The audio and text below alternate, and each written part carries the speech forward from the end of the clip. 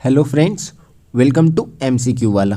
Friends, सबसे पहले तो मैं आप सबको सॉरी कहना चाहता हूँ कि मैं पिछले एक वीक से वीडियो अपलोड नहीं कर पा रहा था सही टाइम से, क्योंकि मैं थोड़ा अपने पर्सनल रीज़न की वजह से बिजी था, इसलिए वीडियो अपलोड नहीं कर पा रहा था। लेकिन आज से ये लगातार प्रैक्टिस सेट चलेगा अपने नियमित समय पे, जो कि डेली के शाम में 7 बजे अपलोड होता है। तो ये डेली के शाम में 7 बजे तक अपलोड हो जाएगा।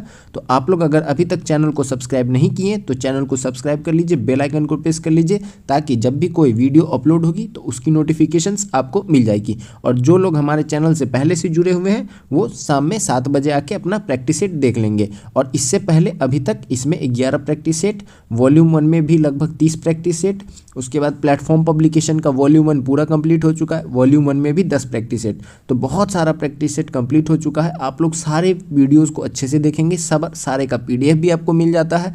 तो वहाँ से आप मैथ और रीजनिंग के क्वेश्चंस को भी सॉल्व कर लेंगे। बाकी GK GS और करेंट साइंस, ये सारा क्वेश्चंस आपका वीडियो के माध्यम से बहुत अच्छे से कवर हो जाएगा। तो आप लोग लगातार चैनल से बने रहिएगा। टेलीग्राम चैनल से नहीं जुड़े हैं तो जाके जुड़ जाइएगा, वीडियो के डिस्क्रिप्शन बॉक्स में उसका लिंक दिया रहता है। हर एक वीडियो के डिस्क्रिप्शन बॉक्स में टेलीग्राम ग्रुप का लिंक रहता है, वहाँ से जाके आप टेलीग्राम से भी जुड़ जाएंगे, ताकि जो भी PDF अपलोड होगी वो आपको मिल जाएंगी। तो चलिए शुरू करते हैं आज के सेशन को। और एक बार फिर मैं आप सभी को सॉरी कहना चाहता हूँ कि इतने दिनों तक अपलोड नहीं कर पाया था, लेकिन आज से ये डेली अपलोड होगा। तो चलिए शुरू करते हैं आज की सेशन में सेट नंबर 12 को। सेट नंबर 12 में क्वेश्चन नंबर 1 है, महात्मा गांधी ने किस आंदोलन के दौरान करो या मरो का नारा दिया था? तो करो या मरो का जो नारा है महात्मा गांधी जी ने दिया था किस आंदोलन के दौरान? भारत छोड़ो आंदोलन के दौरान। भारत छोड़ो आंदोलन की शुरुआत जो है ये कब से मानी जाती है? तो इसका जो प्रस्ताव है वो 8 अगस्त 1942 को पारित हुआ था, लेकिन इस आंदोलन की शुरुआत जो है इसके अगले दिन यानी कि 9 अगस्त 1942 को भारत छोड़ो आंदोलन की शुरुआत की गई थी। और 0 आवर के तहत अंग्रेजों ने क्या किया था, जितने भी हमारे क्रांतिकारी लीडर्स थे उन सभी को गिरफ्तार कर लिया था। और उसी के समय में गांधी जी को गिरफ्तार करके आगा खान पैलेस में रखा गया था, जवाहरलाल नेहरू को गिरफ्तार कर लिया गया था, सरोजनी नायडू को गिरफ्तार कर लिया गया था। तो आप लोग ने एक क्रांतिकारी लेडी का नाम सुना होगा, उषा मेहता। उषा मेहता, ये उषा मेहता कौन थी? तो भारत छोड़ो आंदोलन के समय में जब हमारे बहुत सारे लीडर्स गिरफ्तार हो गए थे तो रेडियो से उषा मेहता जो है लोगों को लगातार प्रोत्साहित कर रही थी। तो अगर कभी आपसे ये क्वेश्चन पूछ ले कि उषा मेहता, इनका संबंध किस आंदोलन से है, तो भारत छोड़ो आंदोलन से ही है, ये भी आपको ध्यान में रखना है।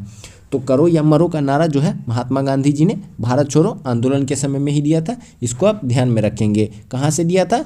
तो बॉम्बे स्थित ग्वालियर टैंक मैदान से दिया था। ये स्वराज आंदोलन ये कब का संबंधित है? स्वराज आंदोलन, तो स्वराज आंदोलन जो है ये 1905 का आंदोलन है। स्वराज आंदोलन, इसको आप ध्यान में रखेंगे। इसी को स्वदेशी आंदोलन भी कहते हैं। बंगाल विभाजन के बाद क्या होता है कि बंगाल जो होता है ये बहुत बड़ा प्रांत होता है, तो लॉर्ड कर्जन के द्वारा 1905 में बंगाल को विभाजित कर दिया जाता है। और यह बंगाल विभाजन जो है ये प्रभावी होता है 16 अक्टूबर 1905 से, और इसको रद्द किया जाता है 1911 दिल्ली दरबार में, इसको भी ध्यान में रखेंगे। और उसके बाद उसी के समय में क्या किया जाता है, तो ये स्वराज आंदोलन की शुरुआत की जाती है, इसको आप ध्यान में रखेंगे। असहयोग आंदोलन की शुरुआत कब होती है? तो 1920 में होती है, 1920 से लेकर 1922 तक। लेकिन 1922 में चौरी चौरा हत्याकांड के बाद गांधी जी असहयोग आंदोलन को वापस ले लेते हैं। तो इन सभी को आप अच्छे से याद रखिएगा। क्वेश्चन नंबर 2, निम्न में कौन सा कथन सही है? पहला कथन है कि राज्य की मंत्रिपरिषद सामूहिक रूप से राज्य विधान परिषद के प्रति जवाबदेही होती है। तो यह कथन जो है ये गलत है। मंत्रिपरिषद जो भी होती है ये अपने लोअर हाउस यानी कि हमारे केंद्र में जैसे लोकसभा है, लोकसभा, उसी तरह राज्य के अंदर विधानसभा लोअर हाउस होती है। तो मंत्रिपरिषद जो है ये सामूहिक रूप से ये लोकसभा और ये राज्य के अंदर विधानसभा के प्रति जवाबदेही होती है। तो पहला स्टेटमेंट जो था हमारा गलत था। दूसरा है कि राज्य की मंत्रिपरिषद सामूहिक रूप से राज्यसभा के प्रति जवाबदेही होती है। तो ऐसा कुछ नहीं है, राज्य की मंत्रिपरिषद राज्यसभा के प्रति कभी भी नहीं हो सकती है। और तीसरा है कि मंत्रिपरिषद सामूहिक रूप से उपराष्ट्रपति, तीसरा भी कथन भी गलत है। तो चौथा क्या है कि राज्य की मंत्रिपरिषद सामूहिक रूप से राज्य विधानसभा के प्रति जवाबदेही होती है। तो ऑप्शन 4 जो है हमारा राइट आंसर है। तो इसको आप ध्यान में रखेंगे कि हमेशा जो है ये सामूहिक रूप से विधानसभा के प्रति जवाबदेही होती है और व्यक्तिगत रूप से मंत्रिपरिषद जो होती है वो राज्य के अंदर राज्यपाल को जवाब देती है और केंद्र के अंदर वो राष्ट्रपति को जवाब देती है। तो ध्यान में रखेंगे इसको। 3 निम्नलिखित में कौन भारत के सर्वोच्च नागरिक सम्मान भारत रत्न से सम्मानित होने वाले पहले संगीतकार थे? तो भारत रत्न से सम्मानित होने वाले पहले संगीतकार जो थे ये कौन थी? MS Subbulakshmi. Option number 4 is the right answer. और इनका संबंध जो है वो तमिलनाडु से है। ये तमिलनाडु राज्य की है MS सुब्बलक्ष्मी और ये एक संगीतकार है जिनको 1998 में भारत रत्न प्राप्त हुआ था। तो इसको आप ध्यान में रखेंगे। 4 निम्नलिखित में कौन सा कथन गलत है? तो पहला कथन है कि राजकोषीय नीति सरकार के कराधान और व्यय निर्माणों से संबंधित है। तो हमसे यहाँ पे पूछ कह रहा था कि कौन सा कथन गलत है। तो पहला कथन जो है कि राजकोषीय नीति सरकार के कराधान और व्यय निर्णयों से संबंधित है, तो ये तो सही कथन है। दूसरा है कि मौद्रिक नीति अर्थव्यवस्था में धन की आपूर्ति और ब्याज की दर से संबंधित है, ये कथन भी सत्य है। तीसरा है कि राजकोषीय नीति में कर नीति, व्यय नीति, निवेश या विनिवेश रणनीति और ऋण या अधिशेष प्रबंधन शामिल है, तो ये भी सत्य है। तो इस हिसाब से हमारा राइट ऑप्शन कौन सा हो जाएगा? तो ऑप्शन 4 हो जाएगा, क्योंकि हमसे यहाँ पे क्या पूछ रहा था कि असत्य कथन कौन सा है। तो अधिकांश आधुनिक अर्थव्यवस्थाओं में केंद्रीय बैंक राजकोषीय नीति से संबंधित है जबकि सरकार मौद्रिक नीति से संबंधित है। तो ऐसा नहीं, मौद्रिक नीति जो होता है ये लाया जाता है सेंट्रल बैंक के द्वारा, जैसे कि हमारे देश में RBI है। तो मौद्रिक नीति का निर्माण जो है ये RBI करती है और राजकोषीय नीति ये किसके द्वारा किया जाता है? तो ये किया जाता है हमारे सरकार के द्वारा और RBI की सिफारिश पे किया जाता है। तो ये जो था ये गलत स्टेटमेंट था। तो ऑप्शन 4 जो है ये राइट आंसर हो जाएगा। 5 भारत की पहली राष्ट्रीय संगीत नृत्य एवं नाटक अकादमी कौन सी है? तो भारत की पहली राष्ट्रीय संगीत नृत्य एवं नाटक अकादमी जो है ये है Sangeet Natak Akademi. Option number 1 is the right answer. इसकी स्थापना कब हुई थी? 1952 में हुई थी। इसको भी आप ध्यान में रखेंगे। ये भारत की पहली राष्ट्रीय संगीत नृत्य एवं नाटक अकादमी है। 6 भारत की डैश पंचवर्षीय योजना की अवधि मार्च 2017 में समाप्त हुई है। तो मार्च 2017 में कौन सी पंचवर्षीय योजना जो है ये समाप्त हुई है? तो ये थी 12वीं पंचवर्षीय योजना। Option number 2 is the right answer. तो इसको आप ध्यान में रखेंगे। ये भारत की अंतिम पंचवर्षीय योजना थी और योजना आयोग, ये पंचवर्षीय योजना जो है ये किसके द्वारा बनाया जाता है? तो योजना आयोग के द्वारा बनाया जाता है। लेकिन योजना आयोग का नाम बदलकर 1 जनवरी 2015 से क्या कर दिया गया था? नीति आयोग कर दिया गया था। इसको भी ध्यान में रखेंगे। और नीति आयोग के अध्यक्ष कौन होते हैं? तो प्रधानमंत्री होते हैं। नीति आयोग में एक उपाध्यक्ष भी होते हैं और एक CEO भी होते हैं। तो ध्यान में रखेंगे, अध्यक्ष प्रधानमंत्री होते हैं, एक उपाध्यक्ष होते हैं जो प्रधानमंत्री के द्वारा नियुक्त किया जाता है और एक CEO होते हैं। तो इसको आप ध्यान में रखेंगे। 7 अरब सागर का कौन सा द्वीप देश भारत का पड़ोसी है? तो भारत का जो कौन सा द्वीपीय देश पड़ोसी है जो कि अरब सागर में स्थित है? तो ये है मालदीव। मालदीव से अभी भारत का रिलेशन बहुत ही ख़राब चल रहा है, लगातार विवाद चल रहा है। तो ये क्वेश्चंस हो सकता है कि एग्जाम में आ जाए, तो ऐसे क्वेश्चंस को आपको ध्यान में रखना है। Option number 1 is the right answer. लगभग 1192 द्वीप से मिलकर बना हुआ ये मालदीव। 8 5वीं से 4वीं शताब्दी ईसा पूर्व के आसपास बुद्ध के उपदेशों का संकलन निम्नलिखित में से कौन सा था? तो बुद्ध के उपदेशों का संकलन जो है ये त्रिपिटक कहलाता है। Option number 2 is the right answer. Gautam Buddha से जुड़े कुछ इंपॉर्टेंट क्वेश्चंस होते हैं, जैसे कि इनका जन्म कहाँ हुआ था, कब हुआ था, इनको ज्ञान की प्राप्ति कहाँ हुई थी, इन्होंने पहला उपदेश कहाँ दिया था, ये सब आप ध्यान में रख सकते हैं। कि जैसे जन्म हुआ था लुम्बिनी में 563 में, इनके मृत्यु हुआ था 563 483 में। कहाँ पे हुआ था? उत्तर प्रदेश के कुशीनगर में हुआ था। ज्ञान की प्राप्ति इनको बिहार के बोधगया में हुआ था। इन्होंने पहला अपना उपदेश कहाँ पे दिया था? सारनाथ में दिया था। कितने लोगों को दिया था? अपने 5 मित्रों को दिया था। सर्वाधिक उपदेश कहाँ पे दिया? श्रावस्ती में दिया था। तो इन सभी बात को आप जरूर याद रखेंगे, ठीक है। 9 ब्रिटिश के नमक एकाधिकार के खिलाफ महात्मा गांधी द्वारा आयोजित अहिंसक विरोध दांडी यात्रा डैश को समाप्त हो गई।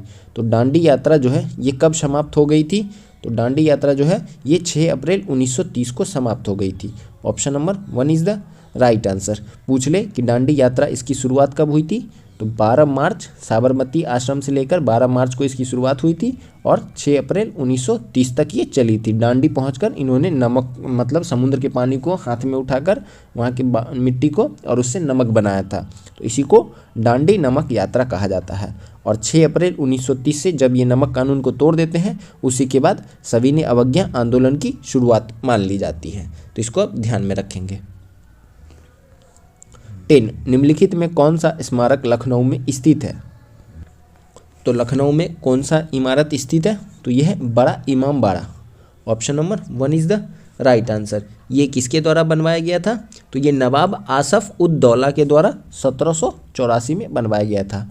नवाब आसफ उद दौला के द्वारा 1784 में लखनऊ में बनवाया गया था बड़ा इमाम बाड़ा, तो इसको आप ध्यान में रखेंगे। 11 भारतीय संविधान का 103वां संशोधन सरकारी नौकरियों और शैक्षणिक संस्थानों में डैश के लिए आरक्षण प्रदान करता है, तो 103वां संविधान संशोधक यानी कि कॉन्स्टिट्यूशन अमेंडमेंट एक्ट जो है ये किससे संबंधित है, तो ये आर्थिक रूप से कमजोर वर्ग यानी कि इकोनॉमिकल वीकर सेक्शन EWS में को 10% रिजर्वेशन से संबंधित है, तो इसको आप ध्यान में रखेंगे। संविधान संशोधन से भी क्वेश्चंस पूछ लिया जाता है, जैसे कि 101वां का संबंध GST से है, 100वां का संबंध क्या है भारत और बांग्लादेश के बीच में भूमि हस्तांतरण से है, और उसके बाद 104 का संबंध OBC के लिए है। तो इस तरह से आप जो कुछ इंपॉर्टेंट संशोधन होते हैं उसको आप जरूर याद रखेंगे, ठीक है। 12 होयसला मंदिर को भारत के 42वें यूनेस्को विश्व धरोहर स्थल में शामिल किया गया, यह किस राज्य में स्थित है, तो होयसला मंदिर को क्या किया गया है कि भारत के 42वें यूनेस्को विश्व धरोहर स्थल के रूप में शामिल किया गया है, और होयसला मंदिर जो है ये भारत के कर्नाटक राज्य में स्थित है। Option number 1 is the right answer. 13 भारतीय कृषि अनुसंधान परिषद ICAR का राष्ट्रीय केला अनुसंधान केंद्र कहाँ स्थापित किया गया है, तो ICAR के द्वारा राष्ट्रीय केला अनुसंधान केंद्र की स्थापना जो है ये की गई है तिरुचिरापल्ली तमिलनाडु में। Option number 1 is the right answer. कब किया गया था, 1993 में 1993 में किया गया था राष्ट्रीय केला अनुसंधान केंद्र की स्थापना, किसके द्वारा, तो भारतीय कृषि अनुसंधान परिषद यानी कि ICAR के द्वारा, तो इसको आप ध्यान में रखिएगा। 14 थरवोई कंदिगई कन्नकोटई जलाशय निम्नलिखित में से किस राज्य में स्थित है, तो थरवोई कंडिगई कन्नकोट्टा जलाशय जो है ये कहाँ पर स्थित है, तो ये तमिलनाडु राज्य में स्थित है। Option number 2 is the right answer. 15 Sensex Bombay stock exchange की शीर्ष डैश कंपनियों का एक सूचक है, तो सेंसेक्स जो है ये बॉम्बे स्टॉक एक्सचेंज की कितनी शीर्ष कंपनियों का एक सूचक है, तो ये जो है ये 30 कंपनियों का सूचक है। Option number 3 is the right answer. और बॉम्बे स्टॉक एक्सचेंज ये जो है ये एशिया का सबसे पुराना स्टॉक एक्सचेंज है, इसकी स्थापना जो है ये 1875 में हुई थी, इसको ध्यान में रखेंगे। बॉम्बे स्टॉक एक्सचेंज जो है ये एशिया का सबसे पुराना है, ठीक है, पूरे वर्ल्ड में नहीं है, एशिया में सबसे पुराना है, तो इसको ध्यान में रखेंगे। और ये शीर्ष 30 कंपनियों का एक सूचकांक होता है, तो इसको ध्यान में रखेंगे। और बॉम्बे स्टॉक एक्सचेंज हो गया या नेशनल स्टॉक एक्सचेंज NSE हो गया, इन दोनों को रेगुलेट कौन करता है, तो ये सेबी रेगुलेट करती है, security exchange board of India. और ये एक्ट कब का है, security exchange board of India, तो ये 1991 का एक्ट है जो कि 1992 से लागू हुआ था। हर्षद मेहता स्कैम के समय में इसको लागू किया गया था सेबी को। 16 भारत का पहला स्वतंत्रता संग्राम 10 मई 1875 को डैश में शुरू हुआ था, तो भारत का पहला स्वतंत्रता संग्राम जो है वो 10 मई 1875 को कहाँ से शुरू हुआ था, तो इसकी शुरुआत जो है ये कहाँ से हुई थी, तो मेरठ से हुई थी 10 मई 1857 को, तो इसको ध्यान में रखेंगे। इसको ये 1857 की क्रांति को भारत का पहला स्वतंत्रता संग्राम भी कहा जाता है, तो option number 3 is the right answer, तो इसको आप ध्यान में रखेंगे। इसका जो तत्कालीन कारण था वो क्या था, तो वो चर्बी वाला कारतूस था, लेकिन इसका जो और क्या बोले कि मेन कारण क्या था, तो ब्रिटिश के द्वारा जो भारतीयों को सताया जा रहा था, जैसे कि हड़प की नीति लाया गया या फिर गोद निषेध प्रथा लाया गया, ये सब जो था ये सब उस समय का प्रमुख कारण था। लेकिन उस समय जो तत्कालीन कारण बन गया था वो चर्बी वाला कारतूस बन गया था। तो इसकी शुरुआत जो है वो 10 मई 1857 को मानी जाती है। कहाँ से? मेरठ से। Option number 3 is the right answer. 17 भारतीय राष्ट्रीय महासागरीय सूचना सेवा केंद्र INCOIS इनमें से किस शहर में स्थित है? तो महासागरीय सूचना सेवा केंद्र जो है ये कहाँ पे स्थित है? तो ये हैदराबाद में स्थित है। Option number 4 is the right answer. और इसको कब एक स्वायत्त निकाय के रूप में स्थापित किया गया था? तो वर्ष 2007 में इसको एक स्वायत्त निकाय के रूप में स्थापित किया गया था। इसको भी ध्यान में रखेंगे। 18 तूफान डेनियल ने किस देश के डरना शहर का 20% हिस्सा तबाह कर दिया? तो तूफान डेनियल ने किस देश के डरना शहर का 20% हिस्सा जो है ये तबाह कर दिया है? तो ये Libya. Option number 1 is the right answer. 19 निम्नलिखित में किसे भारतीय संविधान के अनुच्छेद 161 के तहत क्षमादान करने की शक्ति प्रदान की गई है? तो अनुच्छेद 161 के तहत जो क्षमादान की शक्ति है ये राज्यपाल को प्रदान की गई है। Option number 4 is the right answer. राष्ट्रपति के क्षमादान की शक्ति जो है वो किस आर्टिकल के अंदर है? तो आर्टिकल 72 के अंदर मेंशन है। इसको भी आप ध्यान में रखेंगे। और राज्यपाल के जो शक्ति है वो आर्टिकल 161। 20 पंजाब के किस जिले में भारतीय सैनिकों के कंकाल के अवशेष थे जिन्हें ब्रिटिश सैनिकों ने 1857 में प्रथम स्वतंत्रता संग्राम में भाग लेने के लिए मार दिया था? इन्हें मार्च 2014 में खोजा गया था। तो ये जो कंकाल है ये मिला है अमृतसर में, पंजाब के अमृतसर में। Option number 2 is the right answer. 21 किस क्रिकेट टीम ने एशिया कप 2023 जीता है? तो एशिया कप 2023 जो है ये किसने जीता है? तो भारत ने जीता है। किसको हरा कर जीता है? तो श्रीलंका को हरा कर जीता है। ये रनर था और इंडिया विनर था। Option number 1 is the right answer. और भारत जो है ये रिकॉर्ड 8वीं बार एशिया कप का खिताब जीता है। 22 आईने अकबरी किसने लिखी थी? यह 16वीं, अब यहाँ पे क्या है कि आईने अकबरी के बारे में बताया जा रहा है कि यह 16वीं शताब्दी का विस्तृत दस्तावेज है जिसमें सम्राट अकबर के अधीन मुगल साम्राज्य की प्रशासन व्यवस्था का विस्तृत वर्णन किया गया है। तो आईने अकबरी के लेखक कौन है? तो आईने अकबरी के लेखक जो है यह है अबुल फजल। ध्यान में रखेंगे, इसमें अकबर के जो अधीन मुगल प्रशासन थी उसके बारे में, व्यवस्था के बारे में बताया गया है। तो अबुल फजल की पुस्तक है आईने अकबरी। 23 निम्नलिखित में किस वर्ष में औरंगजेब के आदेश पर सिखों के 9वें गुरु श्री तेग बहादुर की हत्या कर दी गई थी? तो औरंगजेब ने किस सिख गुरु की, मतलब 9वें नंबर के सिख गुरु तेग बहादुर की हत्या कब करवा दी थी? तो ये करवा दिया था 1675 में। Option number 20 the right answer. तो ध्यान में रखेंगे, सिख धर्म में टोटल 10 गुरु थे। पहले गुरु नानक देव थे। आखिरी गुरु गोविंद सिंह थे। गुरु गोविंद सिंह का ही जन्म कहाँ पे हुआ? तो वो बिहार के पटना शाही में हुआ है। और 9वें गुरु को कौन मरवा देता है? तो औरंगजेब मरवा देता है। ये भी आप ध्यान में रखेंगे। 24 वित्तीय समावेश सूचकांक पिछले साल मार्च 2022 में 56.4 से बढ़कर मार्च 2023 में डैश हो गया। तो ये मार्च 2022 से मार्च 2023 में बढ़कर कितना हो गया था? तो ये हो गया था 60.1। Option number 20 the right answer. इसको आप ध्यान में रखेंगे। 25 फरवरी 1919 में सत्याग्रह सभा की स्थापना डैश द्वारा की गई थी। तो फरवरी 1919 में सत्याग्रह सभा की स्थापना जो है ये किसके द्वारा की गई थी? तो मोहनदास करमचंद गांधी यानी कि गांधी जी के द्वारा की गई थी। Option number 4 is the right answer. 26 इनमें से किस प्रसिद्ध राष्ट्रकूट शासक ने एलोरा में शैलकृत कैलाश मंदिर का निर्माण करवाया था? तो अगर कभी ये पूछ ले कि कैलाश मंदिर का निर्माण किस वंश के द्वारा करवाया गया था, तो ये राष्ट्रकूट वंश के द्वारा करवाया गया था। पूछ ले कि राष्ट्रकूट में कौन शासक थे, तो राष्ट्रकूट में ये कृष्ण प्रथम के द्वारा बनवाया गया था। कहाँ पे बनवाया गया था? तो ये एलोरा में बनवाया गया था। इसको आप ध्यान में रखेंगे। Option number 3 is the right answer. 27 वाणिज्यिक बैंक अपनी जमा राशि भारतीय रिजर्व बैंक RBI के पास रखते हैं। इन जमा राशि को डैश कहा जाता है? तो वाणिज्यिक बैंक जो है अपनी जमा राशि ये किसके पास रखती है? RBI के पास रखती है, क्योंकि RBI जो है ये बैंकों का बैंक होता है। और इसको क्या कहा जाता है? तो इसे आरक्षित निधियां कहते हैं। Option number 4 is the right answer.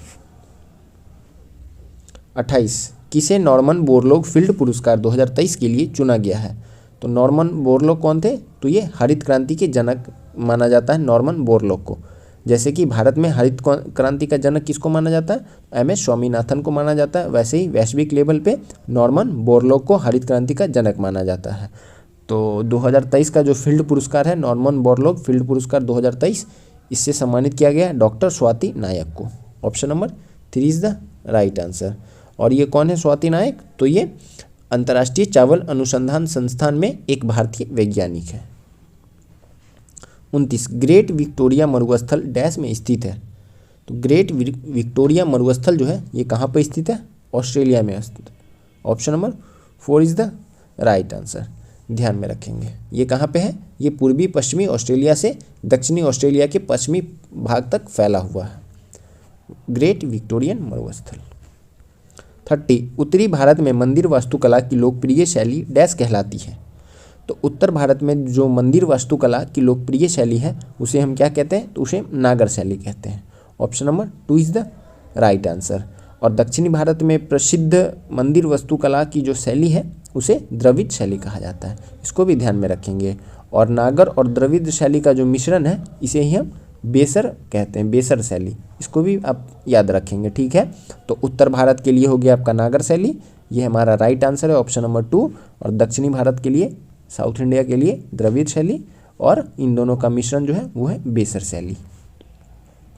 31 निम्नलिखित में कौन सा एशिया का पहला सुपर कंप्यूटर था? तो एशिया का पहला सुपर कंप्यूटर जो है ये कौन था? तो ये इक्का था। Option number 4 is the right answer. इसको आप ध्यान में रखेंगे। भारत का पहला सुपर कंप्यूटर कौन था? तो परम 8000 था। ये भी आप ध्यान में रखेंगे। परम 8000 जो है ये भारत का पहला सुपर कंप्यूटर था। और एशिया का पहला सुपर कंप्यूटर ये इक्का था। 32 ब्राज़ील में कॉफ़ी के बागानों को डैश के नाम से जाना जाता है? तो ब्राज़ील में कॉफ़ी के बागानों को फेजेंडा के नाम से जाना जाता है, feijoada. Option number 2 is the right answer. और ब्राज़ील जो है ये विश्व में कॉफ़ी का सर्वाधिक उत्पादक देश भी है। इसको भी आप ध्यान में रखेंगे। पूछ ले कि इंडिया में सर्वाधिक कॉफ़ी जो है ये कहाँ पे उगाई जाती है? तो ये कर्नाटक में उगाई जाती है सर्वाधिक कॉफ़ी, ये भी ध्यान में रखेंगे। और सर्वाधिक मसाला जो है ये कहाँ पे? तो ये केरल में।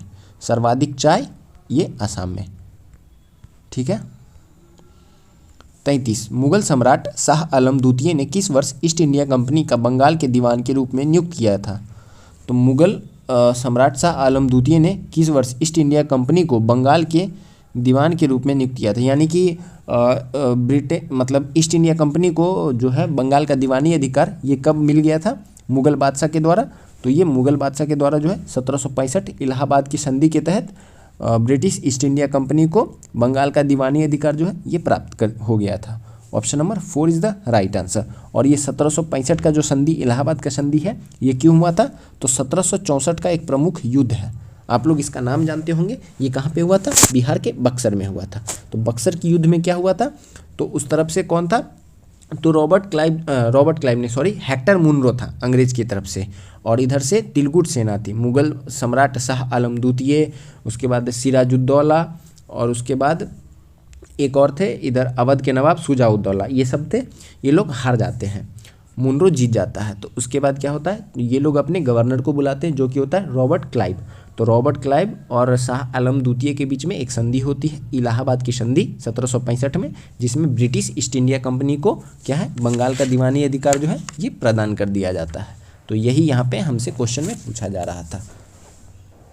34 सत्रिया नृत्य कहाँ के मठों में विकसित हुआ है? तो सत्रिया शास्त्रीय नृत्य जो है इसका संबंध जो है ये असम से है। Option number 3 is the right answer. 35 निम्नलिखित में क्या असहयोग आंदोलन के मंद पड़ने का एक कारण नहीं था? तो असहयोग आंदोलन के मंद पड़ने का एक कारण जो था ये क्या नहीं था? तो वैकल्पिक भारतीय संस्था के अभाव में ब्रिटिश संस्था के बहिष्कार ने एक समस्या खड़ी कर दी थी, यह तो था। दूसरा है कि आंदोलन के नेताओं ने अपना ध्यान घरेलू कामों की ओर मोड़ दिया, जिससे आंदोलन मंद पड़ गया था।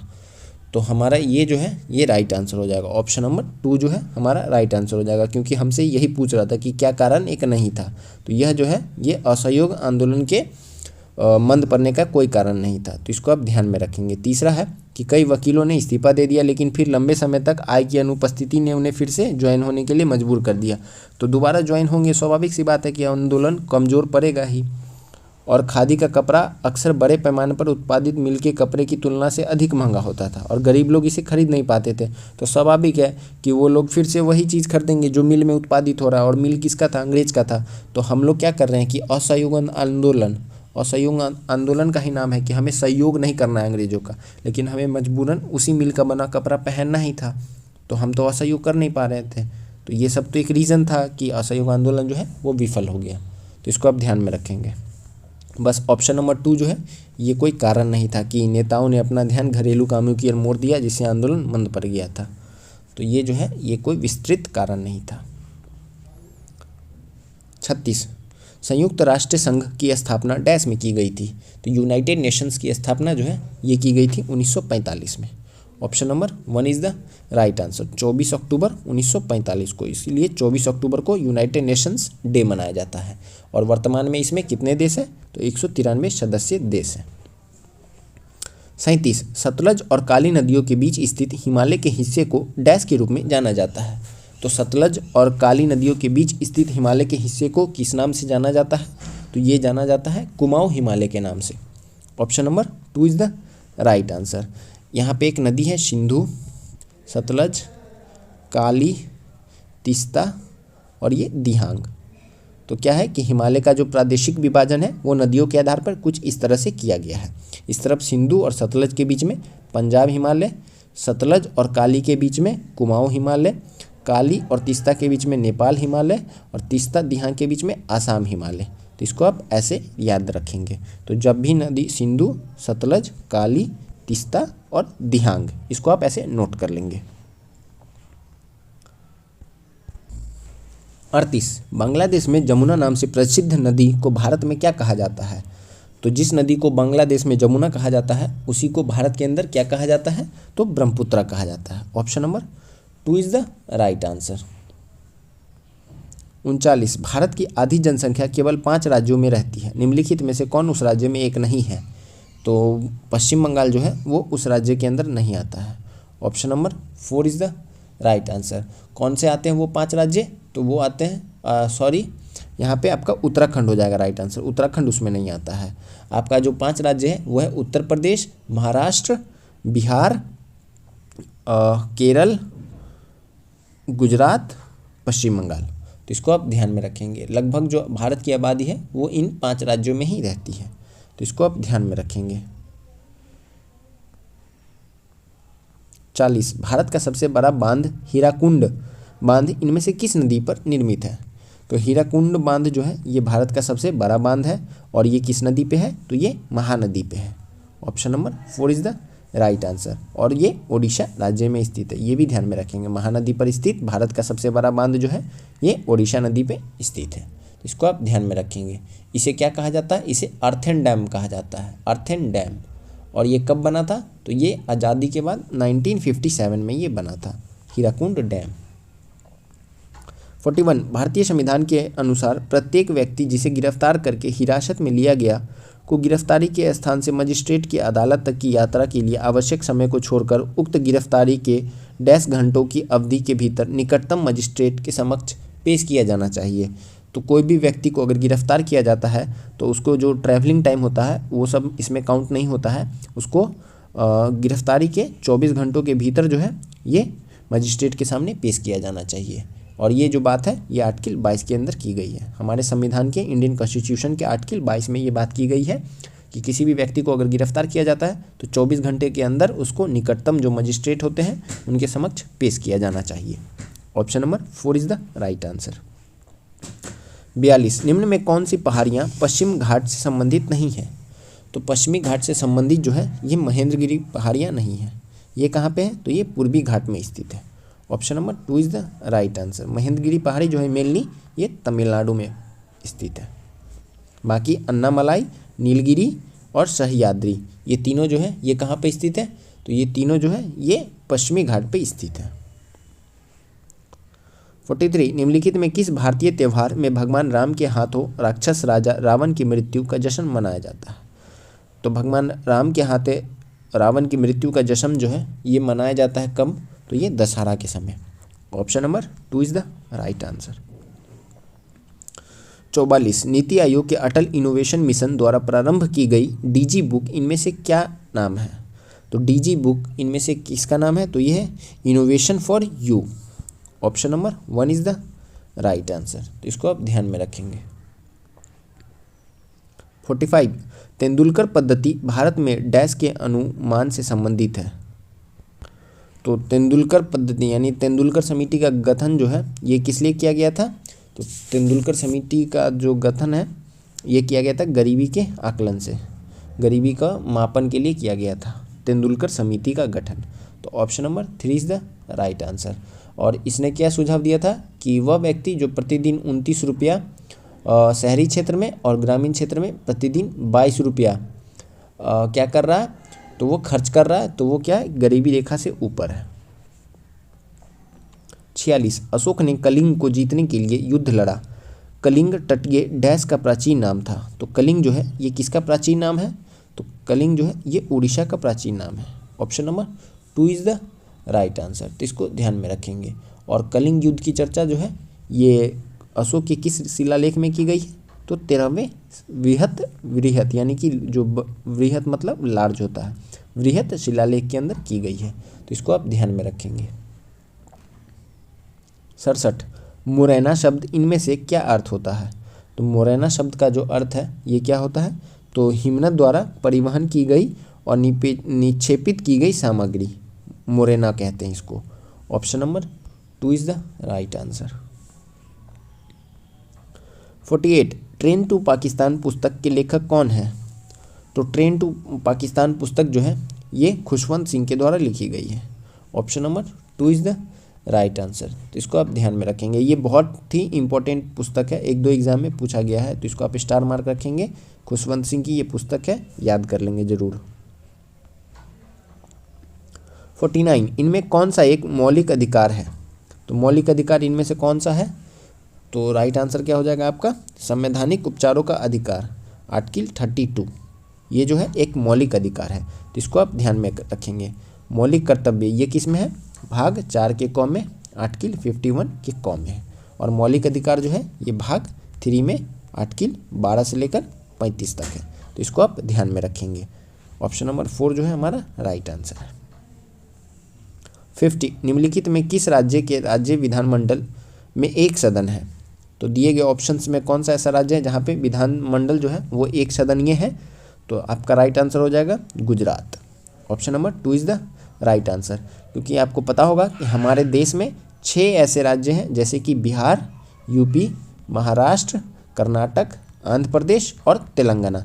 ये 6 ऐसे राज्य हैं जहाँ पे विधानमंडल 2 सदनीय है, यानी कि विधानसभा भी है और विधान परिषद भी है। बाकी जो है हमारे देश में 22 राज्य में 2 सदनीय विधानमंडल नहीं है, तो उनमें से एक गुजरात भी है। तो ये राइट आंसर हमारा गुजरात हो जाएगा। Option number 2। 51 1904 में विभाज्य परमाणु का प्लम पुडिंग सिद्धांत किसने प्रतिपादित किया, जिसके अनुसार धनात्मक आवेश के एक समूह में ऋणात्मक आवेशित इलेक्ट्रॉन प्लम पुडिंग में किशमिश की तरह बिखरे होते हैं? तो आप ना इन सभी क्वेश्चंस को अच्छे से पढ़ेंगे। यहाँ पे क्या है कि आपको प्लम पुडिंग सिद्धांत के बारे में पूरा समझा दिया गया है कि इसमें क्या होता है कि धनात्मक आवेश के एक समूह में ऋणात्मक आवेशित इलेक्ट्रॉन प्लम पुडिंग में किशमिश की तरह बिखरे होते हैं। और ये जो सिद्धांत है प्लम पुडिंग सिद्धांत, ये किसके द्वारा दिया गया था? तो ये दिया गया था ये सर जे थॉमस के द्वारा। Option number 3 is the right answer. 53 Claude Berthollet और अन्य लोगों के साथ मेथड की नोमेनक्लेचर नामक पुस्तक किसने प्रकाशित की, जिसने पदार्थों के नामकरण की आधुनिक पद्धति का निर्धारण किया था? तो पदार्थों के नामकरण की आधुनिक पद्धति का निर्धारण जो है ये किसके द्वारा किया गया था? तो ये किया गया था एंटोनी लवोजियर के द्वारा। Option number 3 is the right answer. तो इसको ध्यान में रखेंगे। 53 रासायनिक सूत्र CH3CH2Cl वाला निम्नलिखित में से कौन सा रासायनिक यौगिक फोम युक्त प्लास्टिक में धमन कर्मन यानी कि ब्लोइंग एजेंट के रूप में उपयोग किया जाता है? तो हमारा राइट आंसर क्या हो जाएगा? तो ये हो जाएगा आपका chloroethane. Option number 4 is the right answer. तो इसको आप ध्यान में रखेंगे। 54, निम्नलिखित में कौन 17वीं शताब्दी में वैक्यूम पंप के आविष्कारक के लिए प्रसिद्ध है? इन्होंने सबसे पहले अंतरिक्ष के पूर्ण निर्वात की अवधारणा दी थी, हवा के भार का मापन किया था और मौसम की भविष्यवाणी करने के लिए हवा के दाब का इस्तेमाल किया गया था। तो वैक्यूम के आविष्कारक जो है ये कौन हो जाएंगे? तो ये एक जर्मन साइंटिस्ट है, Otto von Guericke. Option number 2 is the right answer. तो इसको आप ध्यान में रखेंगे। वैक्यूम पंप का जो निर्माण है इन्हीं के द्वारा किया गया था। 55, फियोफाइसी कुल के सदस्यों का सामान्य नाम क्या है? तो फियोफाइसी कुल के सदस्यों का सामान्य नाम जो है ये हो जाएगा आपका भूरे शैवाल। Option number 3। 56, डाल्टन का आंशिक दाब का नियम निम्नलिखित में से किस समीकरण पर लागू होता है? तो डाल्टन का आंशिक दाब का नियम जो है ये किस पे लागू होगा? तो ये CO+H2 पे लागू होगा। Option number 2 is the right answer. इस नियम के अनुसार क्या होता है? परस्पर क्रिया न करने वाली गैस का कुल दाब उन गैसों के आंशिक दाबों के योग के बराबर होता है, उसी को कहा जाता है डाल्टन का आंशिक दाब का नियम। Option number 2 is the right answer.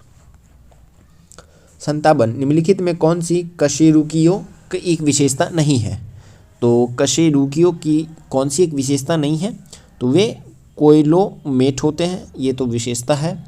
वे त्रिस्तरीय होते हैं, ये भी सही है। उनके जीवन में एक स्तर पे पृष्ठ रज्जु का निर्माण होता है। तो ये तीनों जो है ये सही स्टेटमेंट था। मतलब क्या है कि ऑप्शन नंबर 4 जो है ये राइट आंसर। वे अश्ममित होते हैं, तो ये नहीं हो जाएगा, ये इसकी विशेषता नहीं है। तो इसको आप ध्यान में रखेंगे। 58, यदि हम किसी दिए गए बल्ब के क्षेत्र को बढ़ाते हैं तो इससे दाब क्या होता है? तो अगर हम बल्ब के क्षेत्र को बढ़ाते हैं तो इससे दाब जो है वो कम हो जाता है। Option number 3 is the right answer. 59, जलीय अणुओं द्वारा प्रतिकर्षित होने वाले समूह को कहा जाता है? तो जलीय अणुओं के द्वारा प्रतिकर्षित होने वाले समूह को क्या कहा जाता है? तो ये हाइड्रोफोबिक कहा जाता है। Option number 3 is the right answer. 60, proton में डैश धनात्मक आवेश होता है? तो प्रोटॉन में जो है ये कितना धनात्मक आवेश होता है? तो 1.602 into 10⁻⁻19 coulomb. Option number 1 is the right answer. 61, निम्न में कौन सामान्य त्वरित गति का समीकरण नहीं है? तो सामान्य त्वरित गति का समीकरण जो है ये कौन नहीं है? तो V - U = A+T। Option number 1 is the right answer. ये जो है ये मतलब गलत फॉर्मूला है। V = U + AT होता है, S यानी कि डिस्टेंस बराबर UT + ½ AT² होता है, और VA² - UA² = 2AS होता है। तो ये तीनों जो है ये तो सही था, तो इसको आप ध्यान में रखेंगे। हमारा राइट आंसर यहाँ पे ऑप्शन नंबर 1 है। 62, आधुनिक आवर्त सारणी में बाईं ओर उपस्थित इकलौती अधातु कौन सी है? तो आधुनिक आवर्त सारणी जो है ये किसके द्वारा दिया गया था? तो मेंडलीफ के द्वारा दिया गया था। और बाईं ओर उपस्थित इकलौती अधातु जो है ये कौन सा है? तो ये है hydrogen. Option number 1 is the right answer. इसका एटॉमिक नंबर भी 1 होता है। 63, 9 ओम प्रतिरोध वाली तार का दोगुना कर दिया जाता है, तार के नए प्रतिरोध की गणना कीजिए। तो 9 ओम प्रतिरोध वाला तार को अगर दोगुना कर दिया जाए तो प्रतिरोध जो है वो कितना हो जाएगा? तो नया प्रतिरोध हम कैसे निकालते हैं? तो नया प्रतिरोध यानी कि रेसिस्टेंस बराबर पुराना रेसिस्टेंस बराबर लंबाई का स्क्वायर। तो पुराना कितना था? 9 था, और दोगुना कर दिया जाए यानी कि 2 का स्क्वायर यानी कि 9/4। तो इसको सॉल्व करेंगे आएगा 2.25। Option number 4 is the right answer. 64, निम्न में कौन सी ऊर्जा की वाणिज्यिक इकाई है? तो ऊर्जा की वाणिज्यिक इकाई जो है ये होती है kilowatt hour. Option number 1 is the right answer. तो इसको आप ध्यान में रखेंगे। और 1 किलोवाट आवर जो है ये 3.6 इंटू 10⁻⁶ जूल के बराबर होता है 1 किलोवाट आवर। 65, जल योजित कॉपर सल्फेट का रासायनिक सूत्र है? जल योजित कॉपर सल्फेट का रासायनिक सूत्र जो है ये क्या होता है? तो CuSO4.5H2O। Option number 4 is the right answer. तो इसको आप ध्यान में रखेंगे। जल योजित कॉपर सल्फेट इसको बोला जाता है, CuSO4.5H2O को। 66, प्रोस्टेट ग्रंथि में होने वाला स्राव डैश में प्रवेश करता है। तो प्रोस्टेट ग्रंथि में होने वाला स्राव जो है ये कहाँ पे प्रवेश करता है, तो ये मूत्र मार्ग में प्रवेश करता है। Option number 4 is the right answer. 67 आधुनिक आवर्त सारणी में डैश उपधातुएं हैं। तो आधुनिक आवर्त सारणी में जो है ये कितनी उपधातुएं हैं, तो ये है 7। Option number 3 is the right answer. कौन कौन सी है ये, boron, silicon, germanium, arsenic, antimony, टेलेरियम, polonium, ये 7 जो है ये उपधातु है आधुनिक आवर्त सारणी के अंदर। 68 हवा में ध्वनि तरंगे डैश होती है। तो हवा में ध्वनि तरंगे जो है ये अनुदैर्घ्य होती है। Option number 1 is the right answer. 69 निम्नलिखित में किस तत्व का इलेक्ट्रॉनिक विन्यास 283 है। तो इन तीनों को जोड़ेंगे कितना आएगा, 13 आएगा। और 13 किसका एटॉमिक नंबर है, एल्यूमिनियम का। Option number 1 is the right answer. 70 calcium hydroxide का सूत्र है। तो कैल्शियम हाइड्रोक्साइड का सूत्र जो है ये क्या हो जाएगा, तो ये हो जाएगा CaOH2। Option number 3 is the right answer. Calcium hydroxide का ये सूत्र है CaOH2। 71 डैश हड्डियों को जोड़ता है। तो हड्डियों को क्या जोड़ता है, तो लिगामेंट जो है ये हड्डियों को जोड़ता है। तो लिगामेंट को हम क्या कहते हैं, इसे हम स्नायु बंधन कहते हैं। Option number 1 is the right answer. 72 निम्न में कौन सी धातु विद्युत की बेहतर सुचालक है। तो विद्युत की बेहतर सुचालक जो है ये कौन सी धातु है, तो ये है चांदी। लेकिन चांदी बहुत कॉस्टली हो जाने की वजह से हम तांबा का उपयोग करते हैं। लेकिन यहाँ पे हमारा राइट आंसर ऑप्शन नंबर 2 जो है ये राइट आंसर है। सबसे अच्छा सुचालक जो होता है विद्युत का वो चांदी ही होता है। 73 यदि बल और त्वरण दिया हुआ है तो वस्तु का द्रव्यमान निकालना का सूत्र क्या होगा। तो फोर्स बराबर क्या होता है, मास इंटू एक्सेलरेशन। सिंपल। तो हमारे पास फोर्स भी दिया हुआ है। अच्छा, तो हमें m निकालना है, तो m बराबर क्या हो जाएगा, फोर्स अपॉन एक्सेलरेशन। तो राइट आंसर क्या हो जाएगा, ऑप्शन नंबर 2 जो है ये राइट आंसर हो जाएगा। 74 हमारी मांसपेशियों में अधिक ऑक्सीजन की आपूर्ति के लिए निम्नलिखित में कौन सा हार्मोन हृदय की गति को बढ़ा देता है। तो मांसपेशी में अगर अधिक ऑक्सीजन की आपूर्ति होती है तो ये कौन सा हार्मोन है जो हृदय की गति को बढ़ा देता है, तो ये होता है हमारा adrenaline. Option number 1 is the right answer. और इसी को क्या कहते हैं, फाइट एंड फ्लाइट हार्मोन भी कहते हैं। यानी कि मारपीट के समय में सबसे ज़्यादा हार्मोन जो है ये एड्रेनालिन हार्मोन ही निकलता है। 75 निम्नलिखित में कौन सा उदाहरण न्यूटन के गति विषयक तृतीयक नियम की व्याख्या करता है। तो न्यूटन का जो तृतीय का नियम है वो क्या कहता है, every action has equal and opposite reaction. तो इसका बेस्ट एग्जांपल जो है ये क्या हो जाएगा, तो जब हम पैडल चलाना बंद करते हैं तो साइकिल ये नहीं होगा, बस में अचानक चलने पर यात्रियों के पीछे, ये तो पहला का है न्यूटन के फर्स्ट फोर्स का है कि कोई भी बॉडी अगर रेस्ट में है तो वो रेस्ट में रहना चाहती है, कोई अगर मोशन में तो वो मोशन में रहना चाहती है। और तेज़ी से आती हुई क्रिकेट गेंद को पकड़ते समय क्षेत्ररक्षता की ओर धीरे धीरे अपने हाथ पीछे की ओर ले जाता है, ये तो दूसरे वाले का है। रॉकेट लॉन्च करना, ये जो है न्यूटन के नियम तीसरे नियम का एग्जाम्पल है। तो option number 4 is the right answer. तो आज ये हमारा प्रैक्टिस सेट नंबर किरण पब्लिकेशन वॉल्यूम 2 का सेट नंबर 12 जो है ये कंप्लीट होता है। कल हम मिलेंगे नए प्रैक्टिस सेट में सेट नंबर 13 में। इसके आगे मैथ और रीजनिंग का क्वेश्चन जो है 76 से लेकर 150 तक वो आपको हमारे टेलीग्राम चैनल पे मिल जाएगा। मैं पूरा ही क्वेश्चंस अपलोड कर दूंगा और इसके आंसर को भी अपलोड कर दूंगा। आप लोग एक बार सॉल्यूशन को अच्छे से देख लेंगे, जो क्वेश्चंस नहीं बनता है उसको आप अच्छे से सॉल्व करेंगे। बहुत सारा वीडियो है, आप वहाँ से भी देख सकते हैं, हेल्प ले सकते हैं। बहुत सारा बुक के अंदर भी ट्रिक दिया गया है। नहीं तो अगर बुक का नहीं समझ में आता है तो आप यूट्यूब पे भी बहुत सारा और मैथ का लेक्चर देख सकते हैं, तो आप लोग वहाँ से देख लेंगे इसको। और GK GS math GK GS current affairs science के लिए मैंने आपको ये पूरा सेट करवा दिया है जो 75 क्वेश्चंस रहता है। आपको पता होगा कि कुल 150 प्रश्न पूछे जाएंगे जिसमें 75 क्वेश्चन जीके जीएस साइंस और करेंट अफेयर्स को मिला के होगा। तो आप लोग इन 75 क्वेश्चंस पे बहुत अच्छे से कमांड करेंगे, क्योंकि लगभग लोगों का रिजल्ट जो है वो इन्हीं में गलती करके ख़राब हो जाता है। तो इसको आपको लगातार बहुत अच्छे से देखना है, क्योंकि जनरली बिहार में बच्चों का मैथ और रीजनिंग बहुत अच्छा होता है। तो आपको अपने जीके जीएस साइंस और करेंट के पोर्शन को बहुत अच्छा करना है, इसलिए आप लोग सारा प्रैक्टिस सेट को बहुत अच्छे से देख लेंगे। जितने भी प्रीवियस प्रैक्टिस सेट करवाए गए हैं उन सभी को अच्छे से देख लेंगे, चाहे वो बिहार दरोगा का हो, वहाँ भी बहुत अच्छे अच्छे जीके के क्वेश्चंस थे।